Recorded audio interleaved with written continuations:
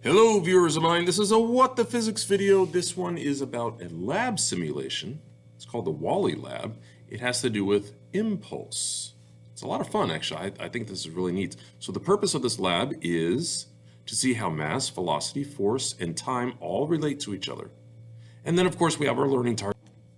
I can gather data from an experiment and make a graph to analyze relationships among the variables, and I can find the relationships among force, time, and other impulse factors for an object in a follow-through situation.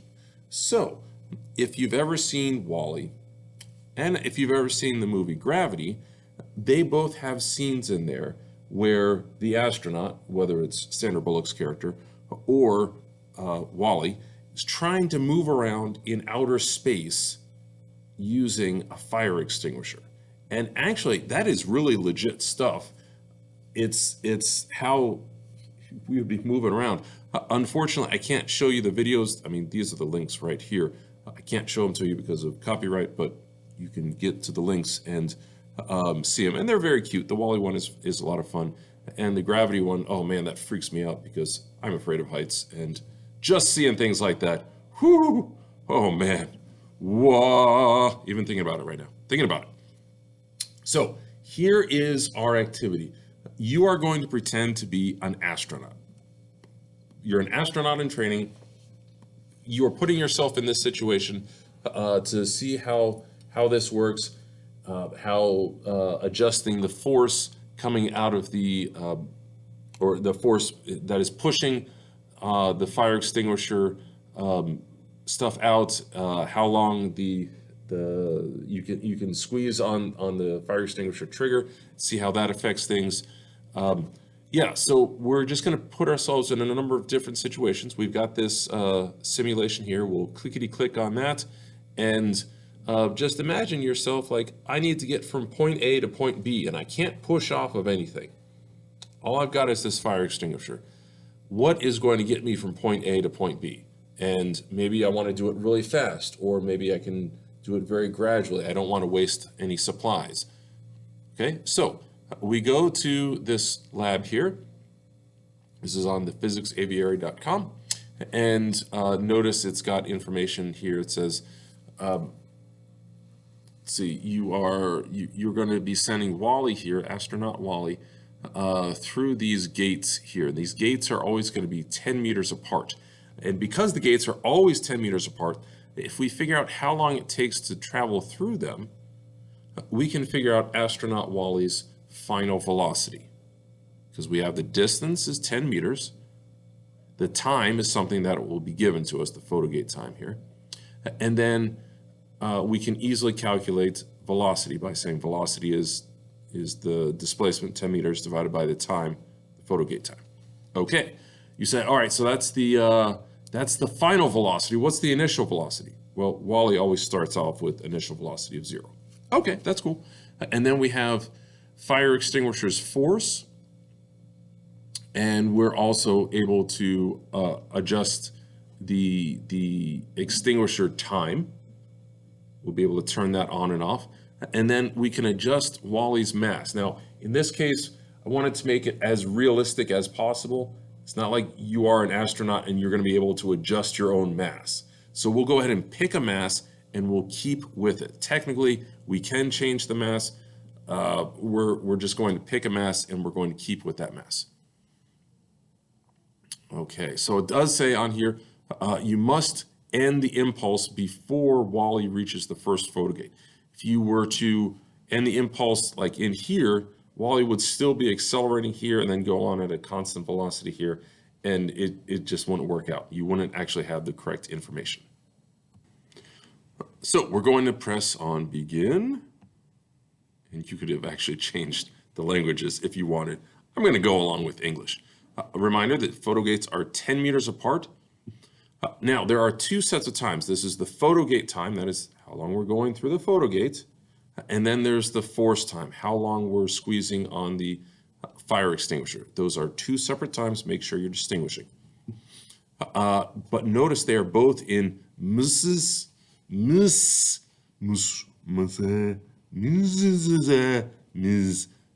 It's milliseconds, milliseconds. So you will need to convert into just plain seconds. And we'll be able to adjust the fire extinguisher's force. Now, in the concept of a follow-through, technically, you don't typically adjust the force, you're just adjusting the time. And thus, increasing the time will increase the impulse. But here, because we have the ability, yeah, sure, we'll say we got different extinguisher forces. And finally, even though we can adjust Wally's mass at any time, let's just choose 75 kilos. That's very exciting. So we'll choose 75 kilos and keep it there. Now we are going to press activate, and a reminder that you'll be spraying. The initial velocity is 0, and we just got to finish the spraying before it gets to the photo gates. So activate. And as you can see, the force is 115 newtons, and it's chugging along, and okay. And notice the force time had stopped. And then as soon as Wally got to this gate, this photo gate time started, and then this photo gate time stopped. So let's take a moment and record some of this information. Okay, and I just spent some time moving the windows around to try to make it easier to record. This would definitely be easier if you had multiple screens going on, multiple computers, which you really should. You can have one person's laptop during the lab activity, another person's laptop doing the recording activity. So distance for the photo gates, remember that is 10 meters. That is always going to be 10 meters. The time for the photo gates in misses, photo gate time is 893. So 893. Now, the time for the photo gate in seconds, you just divide by 1,000, right? I set it to do that because I'm cool like that. And then the velocity for the photo gate. So that's going to be this guy divided by this guy. If you're good at Excel, this is technically Sheets, but if you're good at that, you can just say, hey, this 10 meters divided by this, boom, there we go.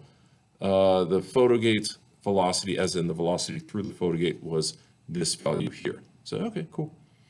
Now, the force from the extinguisher, we got to mark that down. That was it's going to be in newtons. That's 115 newtons. And then texting, what? No, time for the extinguisher. Oh boy. The force time, or the extinguisher time, 7301 milliseconds. 7301, and calculates it for you. And then here is going to be the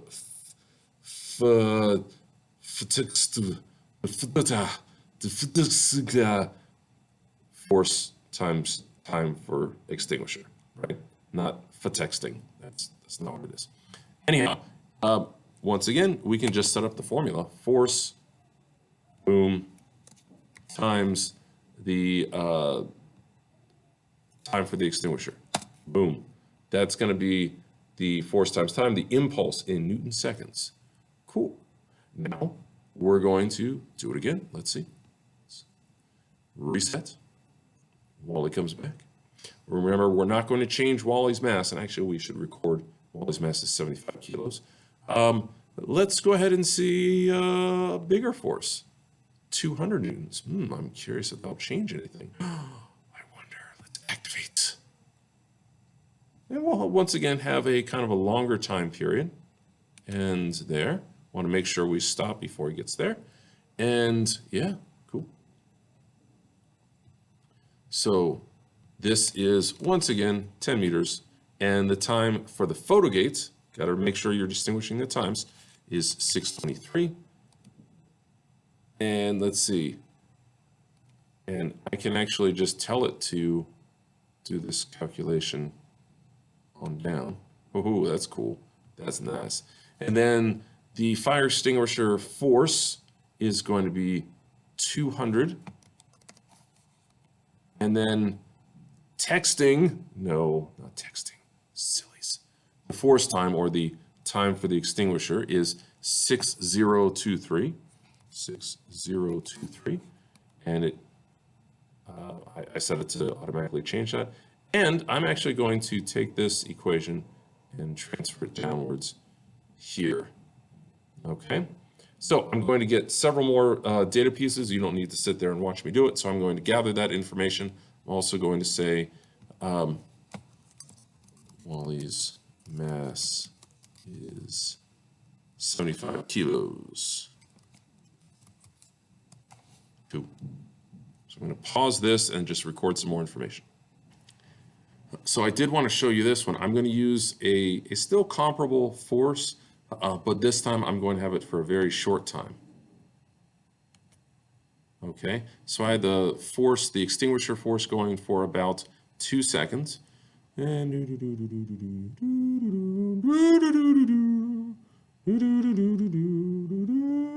okay, and so you can get all sorts of different combinations with like big force, long time, big force, small time, and so on, right?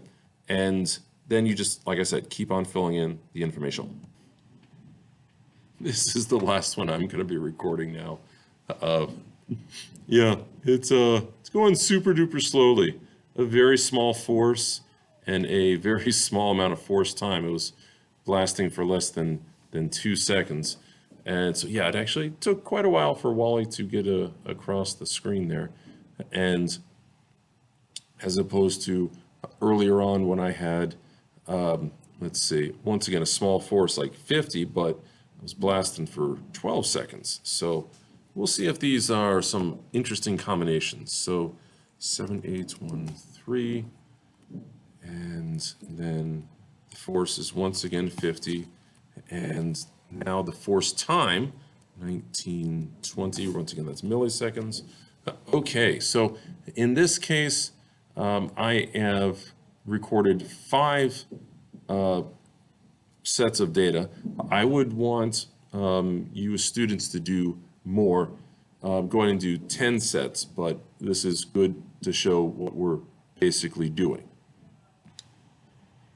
Now, you don't have to worry about doing some type of repeated trials because it's a simulation. There's not going to be much variation in here. So, but just do 10 different levels. And like I showed you, we can actually use some of the force can be the same, but because we're using different times, you notice all of these values are pretty different. So let's go ahead and make a graph. So you should be graphing the force times the fire extinguisher time. So this guy, the impulse, on the y-axis, and then this one here, the velocity through the photogates on the x-axis. You say, that's interesting.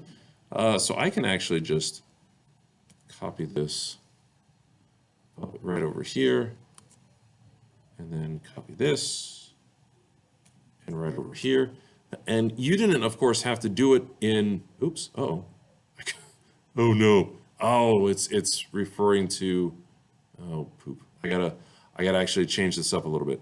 But you didn't actually have to do it as calculation on a Google Sheet. You could have actually done it in your calculator. That would have been totally fine.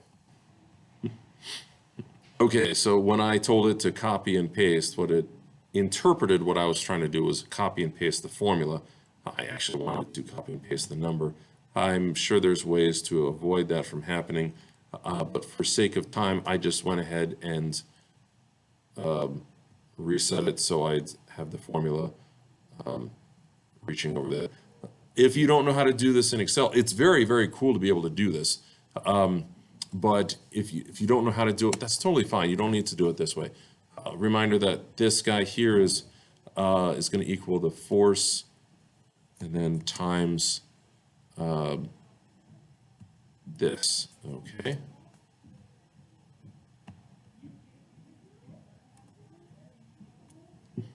Okay, so there we go, that's cool. Anyhow, now I'm going to insert a graph, or a chart as Google likes to do it. Okay, and you say, oh, that's kind of a nice straight line. It is a scatter. And in case you need to change that, you can go, the change up is in here in setup. I don't need to change it though, because it knew it already.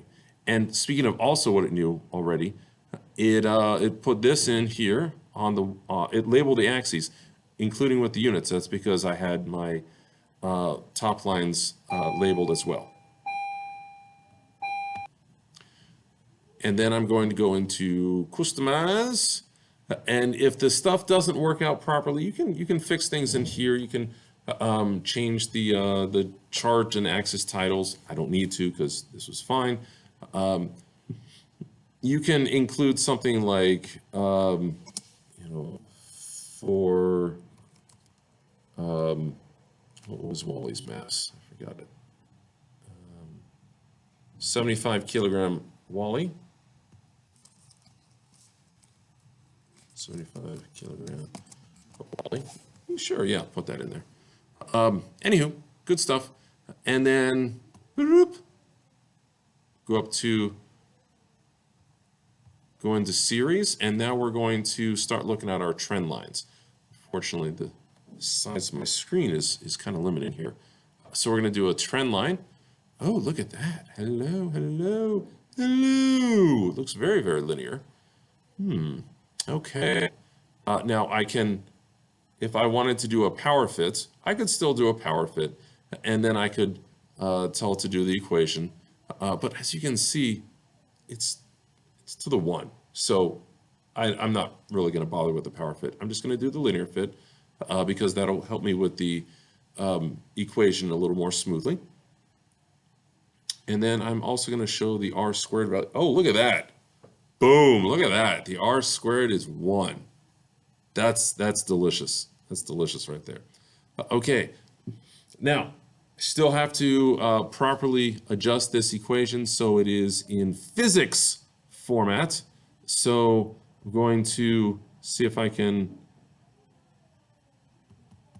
oops, can I, no, it's not letting me do that. All right, well, 75x minus 0.227.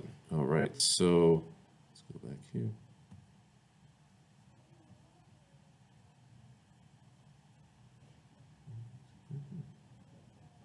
Crystal.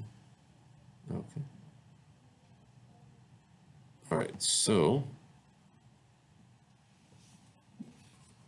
it was F times T extinguisher equals 75x, except there's no x-axis anymore, right? It was velocity f. So say parentheses 75, and then I'll come back and do the units in just a moment. V f spelling V f plus 0.227. I believe those were the values. Okay, unfortunately, I don't really know how to do any type of subscripts on here, so that's just going to be the way it's labeled here. Units for the slope. I'm going to have Newton seconds. So Newton seconds divided by, oh boy, divided by meters per second. You're like, oh man, these units are crazy. Complex fractions are not our friends, right? Okay, look at all those parentheses. Man, I just want to make sure it's done clearly. So in case you're having trouble with this, 75 and then Newton seconds divided by parentheses meters per second, and then close that parentheses around the units, and then this third set of parentheses, oh my goodness, is around the whole 75 Newton seconds divided by meters per second. Okay. I'm wondering if some of those units are going to cancel out. Ooh, wouldn't that be awesome? I'm going to leave that up to you. Oh my goodness. And then finally, the y-intercept. Well, remember, we don't have a y-intercept. We have a vertical axis intercept. In other words, an intercept with the force times time for the extinguisher. But my point is, I'm going to put in the proper units here. That's going to be Newton seconds. Okay, and I can also copy this whole dealy-do and put it somewhere else because it's kind of hard to read just there. So let's scoot you down. Scooching, we're scooching. There we go. And yeah, you would have all 10 data points in there. And let's see. Okay. And then we can also blow up this size so so we can easily see it. But that's your equation. Now you have to finish interpreting what this is in terms of physics concepts. But it's awesome. It's a really cool thing. I wonder about this number here. That's very interesting. 75. It's almost like that's familiar for some reason. I don't know. We'll just have to figure that out ourselves, I guess. Physics. And hopefully you've got your learning targets done nicely. I can gather data from an experiment and make a graph to analyze relationships among the variables, and I can find the relationships among force, time, and other impulse factors for an object in a follow-through situation. Delicious.